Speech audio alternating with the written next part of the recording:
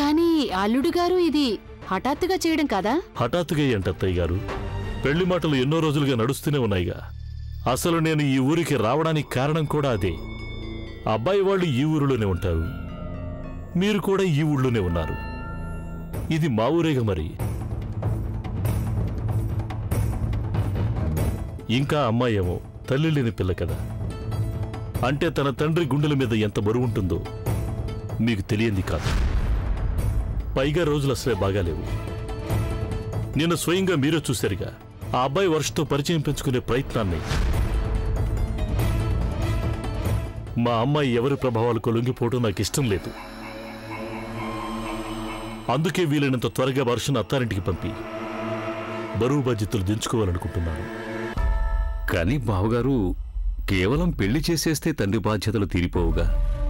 ఇంకా తన కూతురి భవిష్యత్తు తనని చదివించాను కదా. 18 ఏళ్ల పాటు పెంచి పెద్ద చేశాను, విద్యాలయానికి పంపాను. ఇంకా ఏం చేయమంటారు? చాలు. ఇకపై తనను చదివించాలా వద్దా అనే విషయాన్ని తన భర్త, వాళ్ళ కుటుంబం నిర్ణయిస్తుంది. ఆ వ్యవహారంలో నేను తరదూర్చను. నా ఉద్దేశంలో మీరు కూడా కొంచెం. బావమరిది గారు, మీ ఆలోచనలకి నా అభిప్రాయానికి నింగికి నెలకి ఉన్నంత దూరం ఉంది.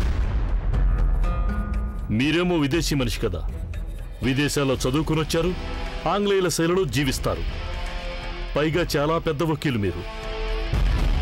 కానీ నేను మాత్రం సామాన్యుడి కదా. మన సంస్కృతి సంప్రదాయాలను నమ్మేవాణ్ణి, సమాజపు నియమాల్ని పాటించే మనిషిని. మీరు ఈ వ్యవహారంలో జోక్యం చేసుకోకుండా ఉంటే మంచిది.